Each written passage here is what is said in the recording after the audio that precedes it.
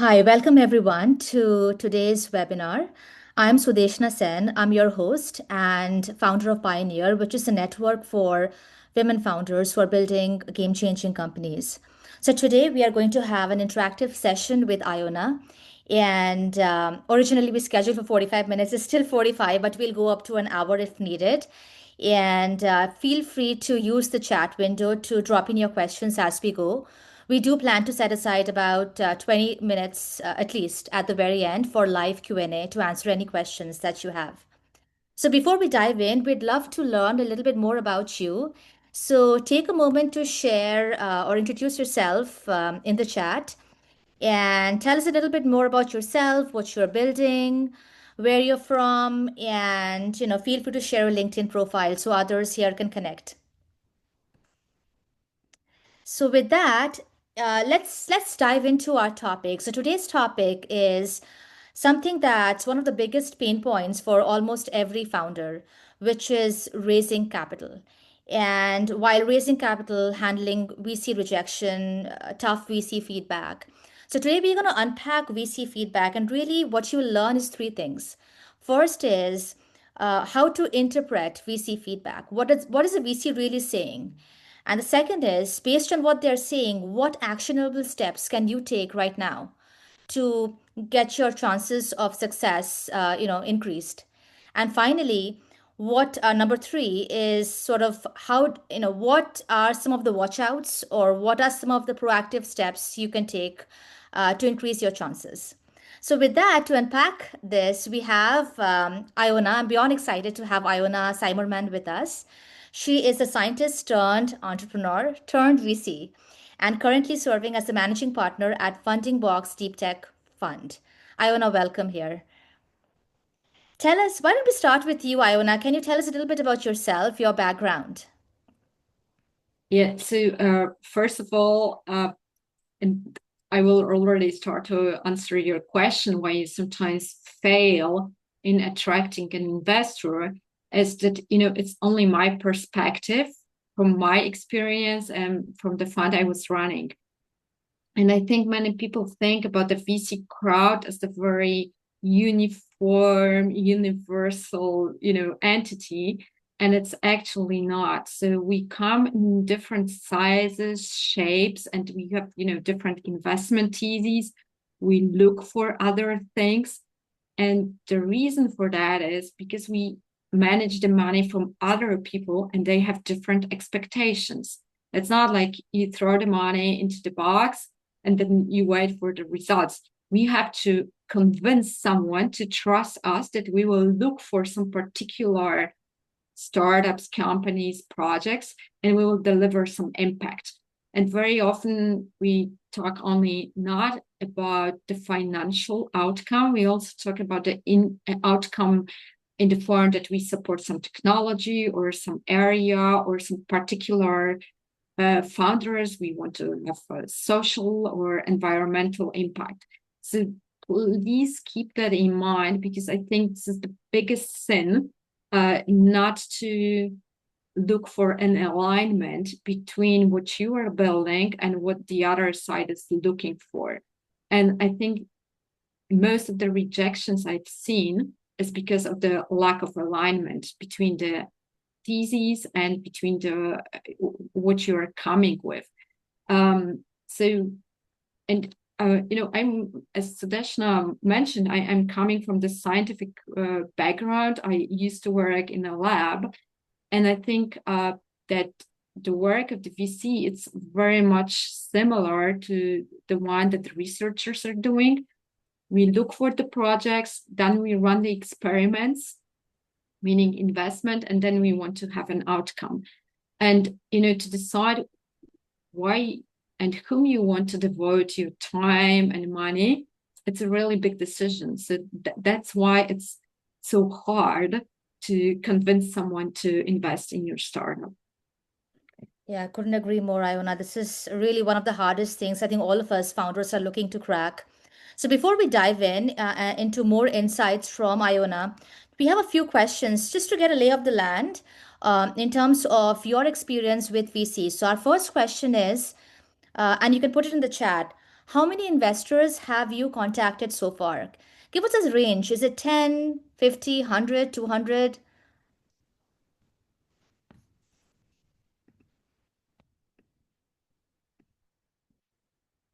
80? Okay. From Christine.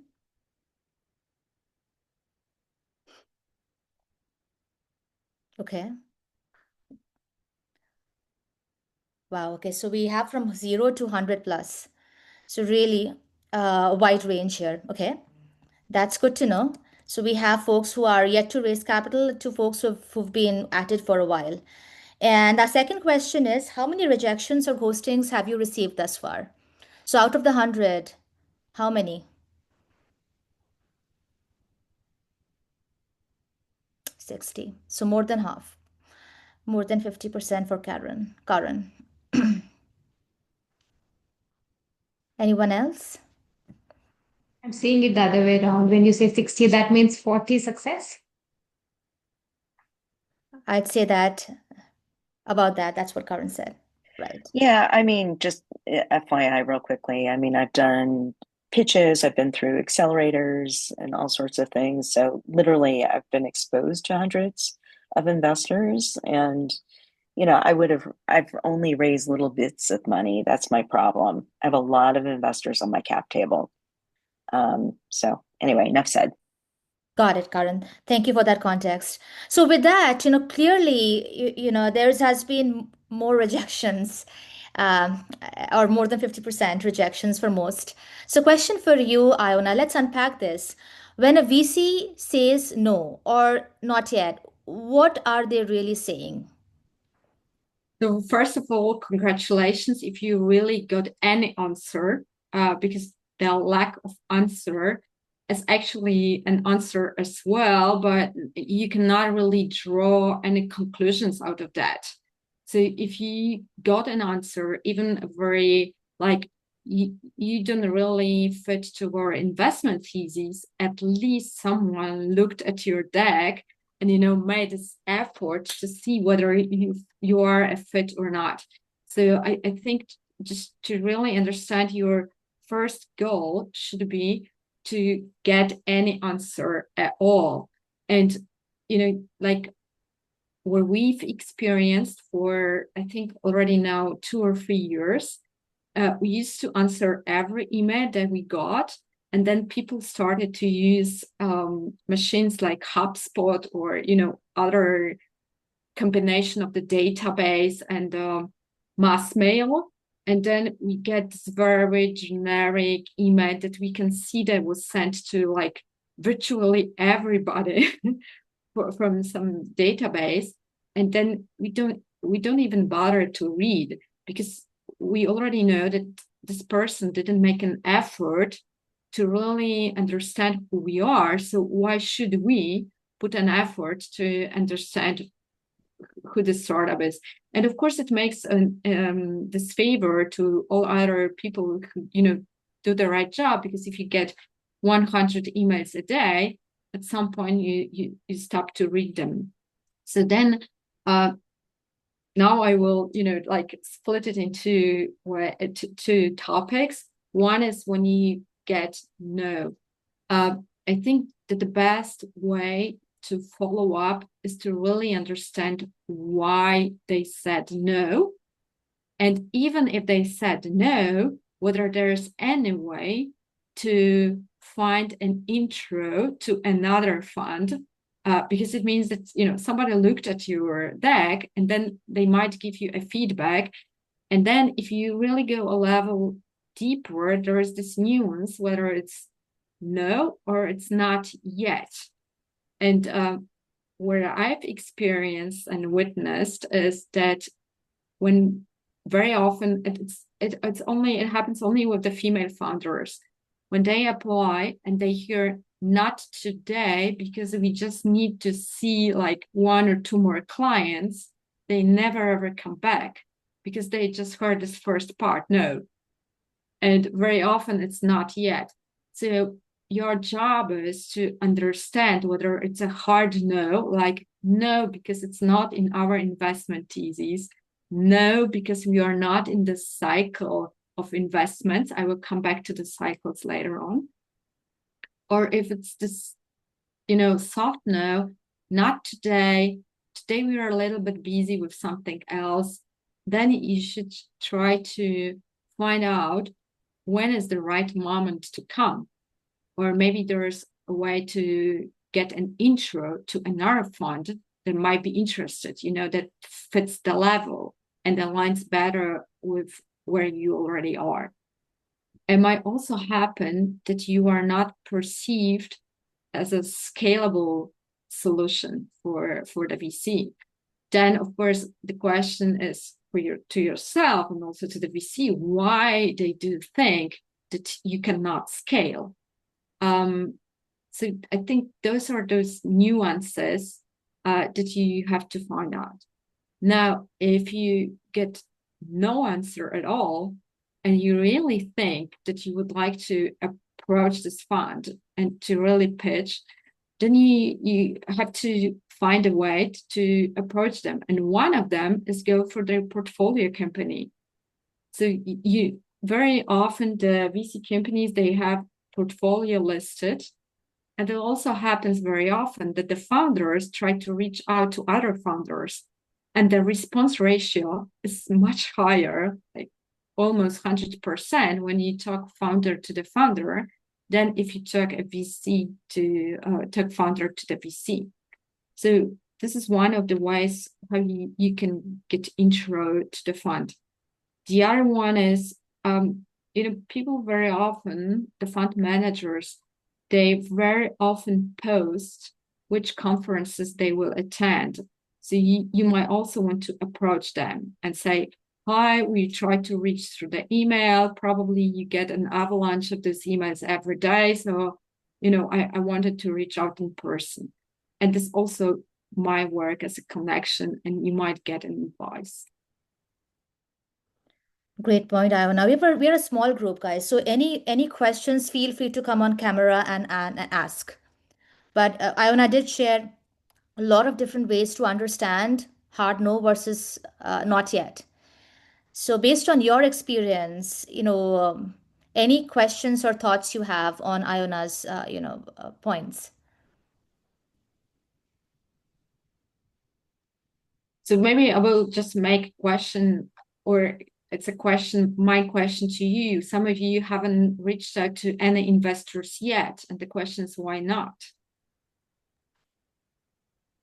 So I thank you for the question, because this is one of the things I was interested for us to get into. So I just read so many things about VC that I kind of go, first of all, I really want to get my data. So I want to get that anyway. Secondly, do you know what? If I can do some of my early stage through revenue and wait a little bit longer to go for VC and get a bigger chunk of money, I would rather do that than scrabbling around with a bit here and a bit there. And then you got all these issues down the line with dilution, etc., etc. So I feel like I'm in this spot where I'm actually quite wary more of the VC route than I was, say, this time a year ago. And I'm looking at it as a potential channel, but not a definite, I'm like putting all of my eggs in that one hope in one basket. That's kind of like where my head's at the moment. Yeah, so I mean, if you are able to finance your venture without the VC, certainly it's the best way. If you can, and the best way is to fund your venture through your clients. They are the best investors because they pay you, but they do not take an equity. So this is the best kind of the investor. Now, if you, however, consider having a VC at some point, this is what I've mentioned before. There are different firms that have different offers. There are firms that, invest at the pre-seed. You do not have to have a revenue because they take much higher risk, but they also give a lower ticket. So this is somehow combined. The higher the risks, the lower the ticket, but it's also connected with the size of the fund. And then, of course, with the valuation, the later you go, the smaller is the risk, the bigger might be a ticket. And then of course the valuation is probably also bigger. So you might also want to make a little bit of math and to see, what have I do in order to come to this valuation and to get some dilution. Having said that, it's also, of course, for us, it's best if the founders come and they say, we bootstrap till this level and we have so many clients, our growth is so fast, and now we want to accelerate. So it's the best case because they were already able to prove that they can sell without the external money. The second, I'm not sure why you are, afraid of the VC, but once you decide to go this pathway and you choose one, as I've mentioned, you might always talk to the founders that are already in their portfolio. It will do no harm for you. You can just learn, is it a good company to work with or not? And the thing that people sometimes very often underestimate, I think because of the hype of this oversubscribed company that, oh, you have to decide within a week. If not, you are not able to invest because we are oversubscribed. Usually it's the other way around. Startups need a long time, sometimes half a year to close the round. And to even if you get a commitment, then you need some time for the legal due diligence, putting the money into the company. It might take months. So I think it's good to know and to be aware that it's also a process. Having said that, you also have to have some network because it almost never ever happened that you go to the first VC and they say just yes. You rather have to reach out to 100 to get one meeting. So, and for that, you just need some time, you need some practice. So I do understand if you do not want to go for the VC route, it's fine. But if you want, I think there's never too early to start to, get the feedback and to build the network. Yeah. Yeah, and I think that's very wise words. I am having what I would call conversations within network, but none of them are kind of like what I would call that I am intentionally pitching, but I'm talking to see what questions like I get back. But the other thing as well is because I work with quite a lot of high growth startups and scale ups in my day job. And I see some of the real issues that they have firsthand, either having the wrong kind of VCs. I see like all the balances they have, and I'm like, it's definitely not the easy path. And some of it is just because I really am at quite an early stage. But thank you, that was really helpful. Yeah, but I think it's there is this comparison that the VC startup relationship is kind of like a marriage, and there's a reason for that because it's really hard to divorce. If you want to divorce, it very often is very ugly. So on the one hand, at some point, of course, you want to exit the company. Probably the founder, they also want to cash out and exit. And the best way it would be, to do it in a way that benefits both sides. But of course, it happens. It's like same with the husband. You might choose the wrong husband or the wrong partner, but it shouldn't stop you from trying to have different relationships. Otherwise, you will never know whether you want to go into this relationship or not, or, just to live alone, which is also fine. As I said, it also very much depends on your personal requirements for the investment and the return of the investment. If you don't want to be a billionaire and you just want to have a good living, maybe it's enough. And I think it's nothing wrong. And in this case, if you are more into this personal relationship that you want to work with someone and, more like the person, and then you might also consider having an angel because they also have a little bit different criteria and they might agree on some other outcome let's say, more impact than money, or, you know, some other different ratio from the VC. So I think it's, but you know, if you have no idea about the VC, how can you know whether this is your taste or not? You just have to try to talk to them.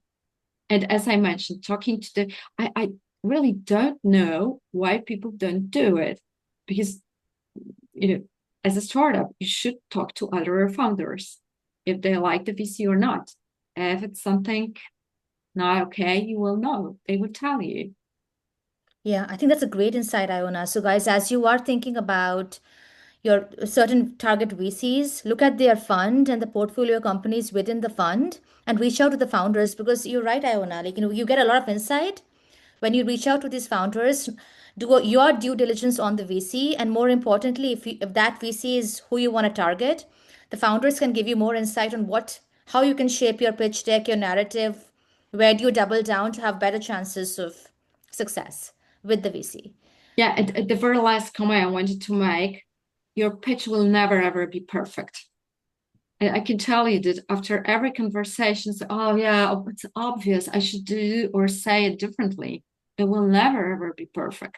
So you can spend hours in perfecting your pitch. You will go out there and you will realize, oh, I should do it differently. It's like, you know, I don't know, with sending a CV or a motivation letter. You read it a week later, oh, I should say this or that. Now it's out there. And that's why sometimes it's easier to talk to people during the conference, because then you can react. It's more dialogue. Then, you know, this black box, you send an email and then you die because, you know, and you are agonizing because you could say something differently, or this one word in the slide number 20 should be different. It doesn't really matter.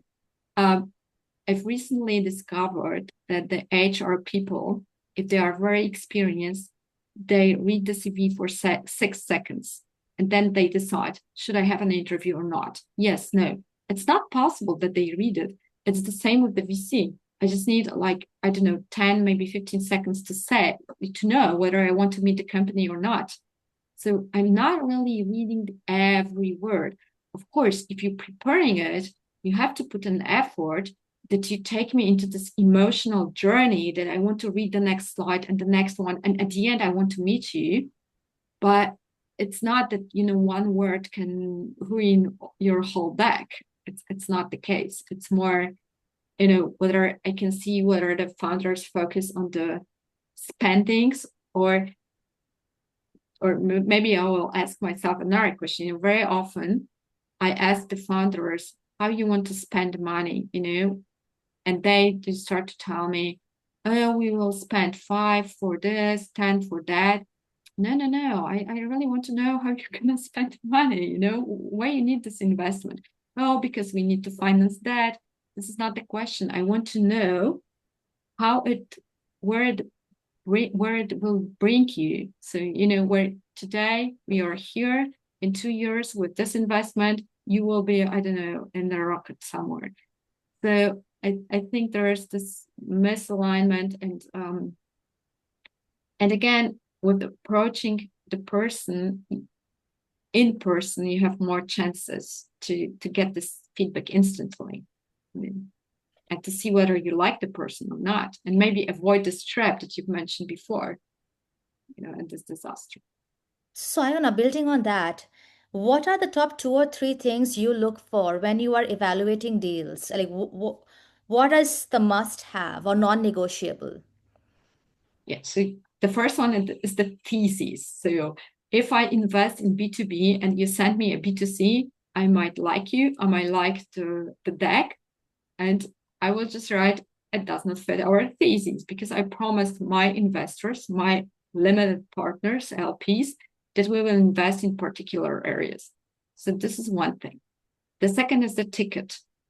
If I invest, we have a micro fund, we invest the tickets like 250K, and someone asks me for 40 millions, you know, because the valuation is 1 billion. It, you know, it's just not relevant. So this is the second misalignment. And the third might be a topic. If you see that someone invests in the industrial solutions or invest only in software and you send a hardware proposal, that's also a no, because it's again about this alignment. The second one, you might be aligned with the thesis, but the market might not be big enough to really, make this bet. And the VCs in a very particular part of the investment world, especially when we invest at the very early stage, because we take a very high risk, we might want to look for other startups that will cover our losses. So that's why we want to have, at every time when we invest, there must be this potential that this startup will cover all other losses that we might have. And that's why we are looking for the scale. And, the scale is often misunderstood because it's not that you will not get more clients. It's really the relationship between the clients, how much you earn and how much you spend. So maybe question to you whether any one of you struggles with the scale or it's clear for you. Yeah, I think scalability. So there are three things, as you said, Iona. Alignment, that I think is really critical. Alignment to thesis, to like different components of the thesis. Number two is that, as you said, there should be a significant market for your product. And third is that the company should be scalable. So Iona and I, we talked about scalability and put some time, more like Iona put some time in sharing her thoughts on scalability. So let me share the slides she put together because I really feel this is where founders can sort of get a better lens on what scalability truly means. Iona, do you want to go over this?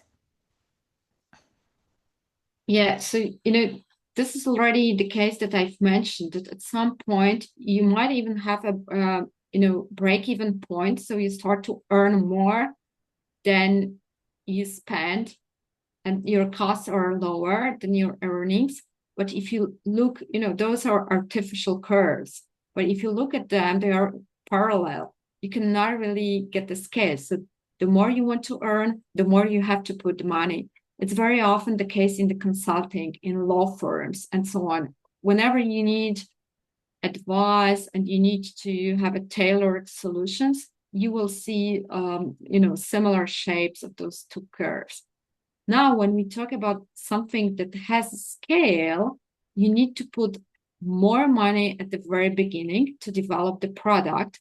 But once it's ready, you can just multiply the sale, and then those curves, they do not stay parallel anymore, and you have much further accelerations in the income than in the costs. And this is what we understand by scalable business. It's, very often you just hear the answer, oh, we do not see scale. This is already this kind of the projection. So it's like, I don't know, you want to buy shoes. Either you go to the regular shop, they did it once and they multiplied it by thousands, or you just go to the person and ask for, personal shoes for you.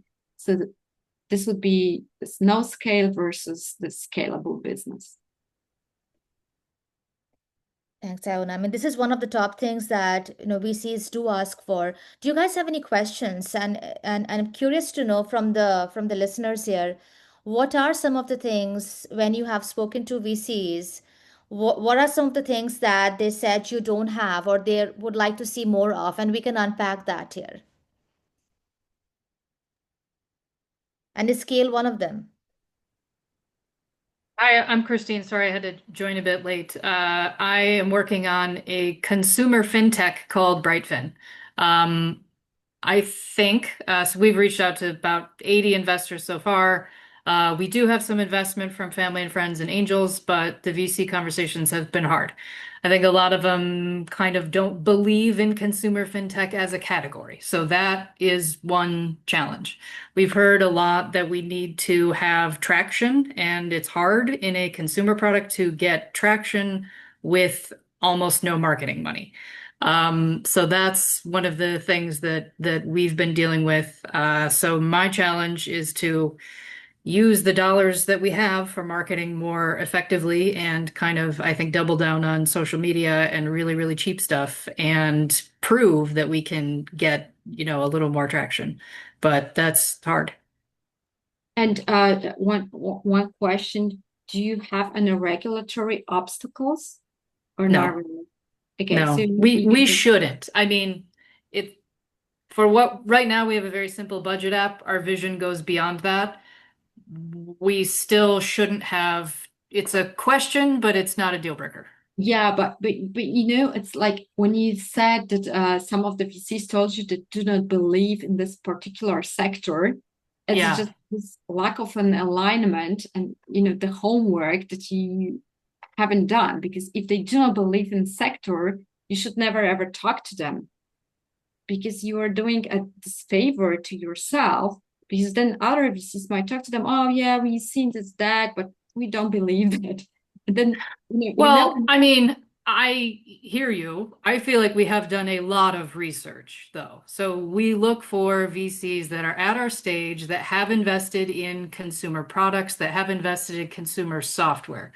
We also try to avoid the ones that have a direct competitor. So that still leaves a good number for us to reach out to. But even the ones that invest in consumer software may say, yeah, we're not sure about the fintech sector. Now, I don't know how I could do more research to find out that they have that sticking point.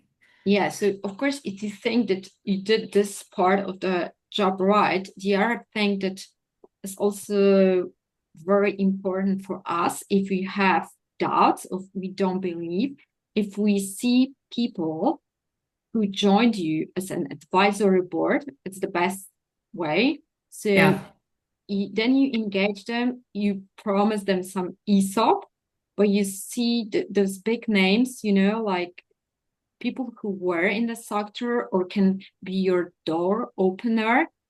They do not really have to be, they might be about the marketing, they might be about something else, but the names that have those big brands behind them and they really achieved something. And sometimes it's very helpful to drive this conviction. Oh, if they believe, maybe there is something, because those are very busy people. Why Yeah. have they invested their time? So maybe there is something. So Yeah. this is It's a good something idea.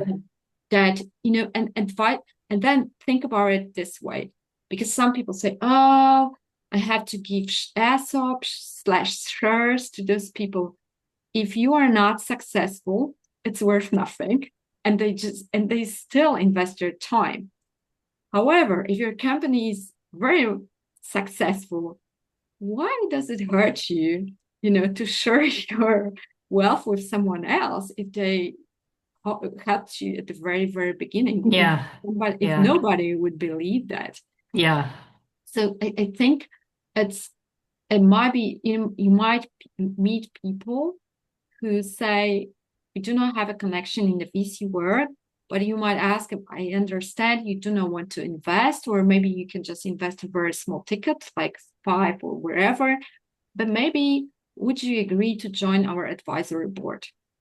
So it's not the board of the directors, they do not have the fiduciary duties, it's just, they advise you. We have an advisory board, but none of them are famous. None of them are known names. So it would be not easy, but it would be great to add somebody like that. Ask them. They are already on your board. So ask them, who would you advise us to talk to have someone in our advisory board? And I think especially for female founders, this network is very often lacking. This is also why we've decided to have this webinar, because if you do not have a network, it's very hard to reach out to people, and you never know how you might find them. So once you think, okay, I want to have this advisory board, then you start to talk to everybody about that, because people know some other people you might not even know about it, and then you could form this body. Of course, it's not 100% success, or the promise of the success that then all the VCs will jump into, but certainly if there are some non-believers, they might start to doubt, like, why those people are interested. I don't want to miss anything here. Yeah, the FOMO. I've heard that. Give investors FOMO. That's a great suggestion, Iona. Something to guys look out for in your in how you pitch and who you bring on the team advisory board matters. Yeah, and speaking about the network and the intros, sometimes I offer, and actually actively I offer it only to the female founders, because then I create myself, a task. I offer people to connect them with someone else. And the only thing I ask is just send me a short blurb. And then I get 100 pages deck that I have to make a summary myself. Or they tell me, okay, we will send you it shortly. And then they send me something after a month, and I don't even remember the context. So I think it's also very important, if you decide to build this network, to keep momentum. If you promise that you will send something, do it. If someone asks you should be short, then it should be short and might not be long. And the other thing, I also very often get some LinkedIn connections without any mentioning why people are contacting me. Of course, people are different. I'm just more, old-fashioned, that I do not accept the random invites. Even the one sentence, I've seen you at the conference, or I couldn't attend the conference, but I know you've been there. I wanted to talk because I will always respond. But if I get this, no message LinkedIn connection, why should I bother if the other person didn't make an effort to explain why I should, include them into my circle? So I think this is, another kind of the way how you can find an advice on your venture. Yeah. I love what you said, Iona, the mistakes that we as founders make in reaching out to VCs. Tell us more, Iona, in terms of when we are having these conversations with VCs, say they invited us for a meeting. What are some of the mistakes you've seen founders make, especially women founders? Some mistakes that they can avoid. Yes, so the one, I think this is, the most common is this misunderstanding of no, and it happens much often to female founders than male founders. So we say, you just need this 1% of something, and they just hear no, and they never ever come back. And very often we have this male founders, and we say, no, not our thesis, not our business, we are not interested. We shorten the meeting. And then at the end, they ask, so when can we schedule the next meeting? Have you heard what I just said? You are not aligned with us. And then I get an email, and then they harass me at the conference. And at some point I say, okay, so maybe I will make them intro to another fund and they can, go after them. And, I think this kind of the resilience to know, I know it's very hard, but still it's something that you just have to build, and do not be discouraged because of the snow.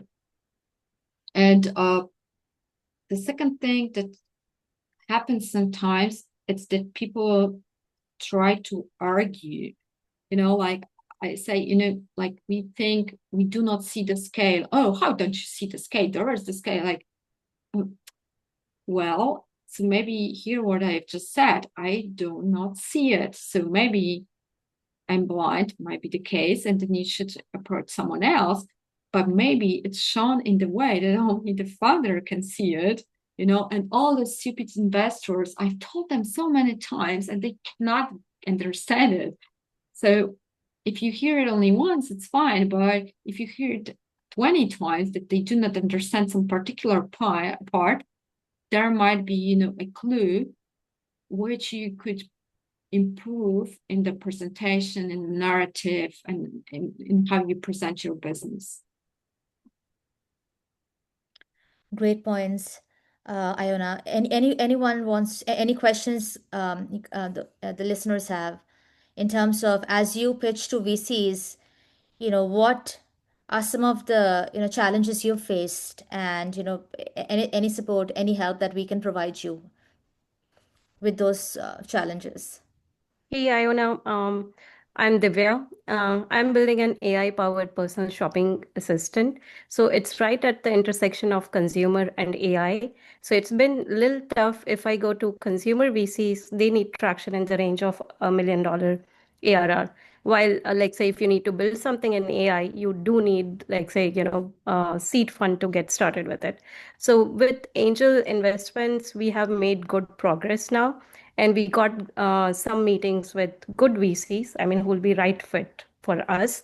The conversations went okay. Some came back saying, hey, these are the reasons we don't yet see this is the right, like, say, category to go after. But others were not very clear. They said, okay, we'll keep watching. So I've been sending, so everyone I spoke to, I send them emails of the progress we have been making. Let's say every month or every couple of months, we'll send out, hey, we reached 10,000 monthly active users, or we have made this progress. So the responses I'm getting is, hey, that's great progress. Keep us updated. Would love to know what, like, say, how it's unfolding, sort of. But, like, say, what do I do with that update? I mean, is that, like, say, what does that signal? Mm-hmm. And the question is, when do they want to come back to the table? Yeah. Or should I push, like, say, not push, reach out more, ask for, what should I ask for?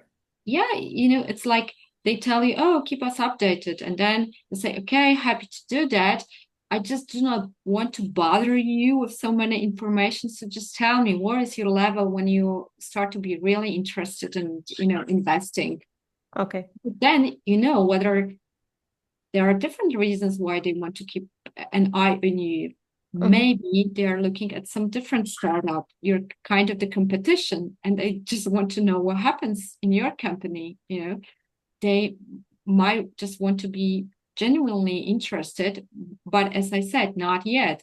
So I think the crucial point in this case would be to find when. If not today, why not today? And what velocity you have to achieve that they are really, starting to talk about the investment. Okay. So, and then is it a good idea to send detailed mails about our progress, or is that giving away information I should not It make? very much depends on how your previous conversation went. So if you had a good conversation actually, and they tell you not yet, you should understand then when. It's like, the doctors tells you, okay, so if it improves, come in 2 months. If it doesn't improve, come in 2 weeks. So this is kind of the information you have to find out, when you should come back. Because then it's also your time to putting all this information, to sending it out. You never know who is reading it, This is non-confidential information. So I would rather try to understand if they seem to be interested, when you should come, and then you park them, and when you decide to go for the Series A or B or later, you will reach out to them and say, hi, we talked 2 years ago. At the time we were so tiny. Today we are this shark. So let's talk again. But otherwise, I don't know what is the criteria for you and for them to really stay engaged. Why? Okay. Yeah. Okay. So probably, reach out and ask for specific traction numbers that would make them, like, say, have a serious conversation. Yes. If you are already in a situation when you had some meetings some time ago and they just keep you saying, oh yeah, please send us a new update and so on. You want to say, so maybe you would have 15 minutes for an update meeting so we could dive into the details. Or if it's not yet the time, what level of the sale or traction should I achieve that we have this meeting? So somehow you try to refresh this contact, but also be mindful about your time. Because if you are investing your time in this particular VC, at the same time, you are not talking to someone else. Sure. Yeah, makes sense. Thank you. Great point, Iona. I mean, I think as she said, be very specific and have a very clear line of sight into what the VC is really looking for through these specific questions you can ask. So one last question we had for Iona from my side at least is that, as we look ahead as founders, Iona, what do you think, like we as women founders should overinvest in? Because as you said, there are areas that we don't take no we take notes differently. There are certain things that we can do better in. But having looked at many women founders, what would you say? Where did you see we underinvest in, and where should we double down? Or what are some of the watch outs for us to be more successful? Yes, I think too much time is devoted to the over preparation, because there always will be some question that you just don't know, and you can just say, "Whoa, it's an interesting question. Noted. Thank you for that. I will do my job and answer in writing after we finish our call." So this is always an option, and so this is something that I think female founders agonize about and over prepare for some situations. On the other hand, they are under prepared when it comes to network. So I know it's very hard to balance this. Let's focus on what we are doing and going around, talking about your business. So you are not focused and you are just having this random conversation. So until you get a solid funding and until you get this proof of the product market fit, it's really there. I think more time should be devoted to this networking, even if it's a fishing expedition sometimes. Even if you are not sure, will it bring me something? Because people know other people, it might bring you somewhere. If not the direct investment, then the intro to someone else. So I think there's there are certainly should be more time devoted to think how you divide your time between those different tasks. And as I said, it changes over time. I have startups who have a very clear profile. They already have a product market fit. And sometimes I send them the link to the conference I think they should attend, and they answer me, "Thank you, but no." And then, of course, I always want to know why no. And they tell me it will be a distraction for us. For this year, we decided only to attend the conference when we are on stage. If we are not invited to present publicly, we do not attend. Fair point. But they already have a product market fit, they have tractions, and they have growing number of clients. Until you have that, you just have to, look for other options and different ways to, go to the point when you are really convinced that your business makes sense. And the second thing is that, very often this failure is perceived as a failure. So, I had a startup, I couldn't get funding, I failed. No, you just learned something else. You tried, you had the courage to try, and it turned out it was not the time. The market was not ready. You were not ready. It turned out that this vision does not really resonate with the clients. It's like an experiment. It just proved that it's not for today and not for me and not for, the people around. So, and I think if you, give yourself the space here for this failure, then you have a little more energy to be courageous and to go outside and try new things. Great point, Iona. Okay, guys, we are towards the close of it. Any final questions you have for Iona? I have a quick question. How do you balance the timing, right? So like early in networking versus like asking for a pitch or getting to a pitch, and where do you balance that out traction wise and market fit wise?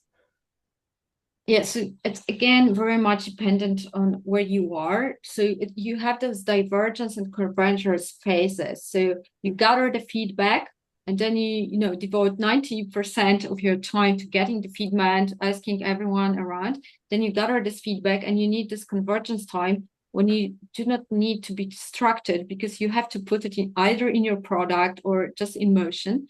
And then you decide, okay, now for 2 months, no conferences, no stupid meetings, no random calls or wherever. If someone asks me, I will reschedule it after 2 months, and then you try to, it's more like, this agile ways, you try to accommodate into your product what you got, the feedback, or if it's your presentation for the investor. And again, you start this divergent phase. You start to go to the different meetings and conferences, talk to the people. So I think it's not evenly distributed over time. There are just different phases, and sometimes they come in circles. So you look for the feedback, then you implement the feedback, and then you look for the feedback again. Mm-hmm.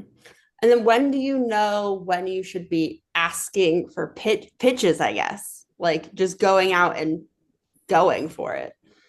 Yeah, it could be a very formal pitch, like you have a presentation and you just, pitch, or you just might meet a random neighbor in the elevator and say, oh, now I'm working on that. And I thought, I just gathering random feedback. What do you think? And then you are also pitching. And actually, we pitch more often than we think. If you go to the party and someone asks you, what are you doing? Your answer is your pitch. Mm-hmm.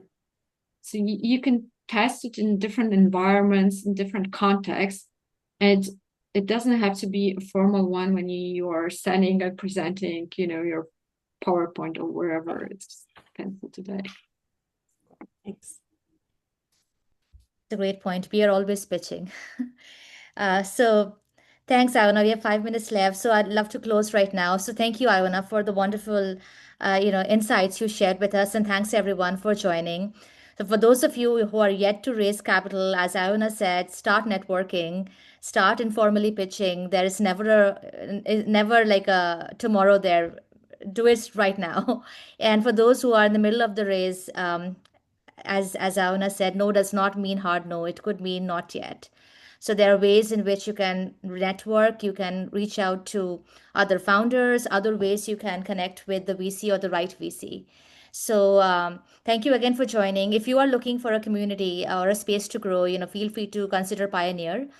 We have quite a few Pioneer members on this call. We're here to support you along the way. And thank you for being with us today. I'll share the recording shortly after. Thanks, everyone. Thanks for your time. Thank you. Thanks so much. Bye.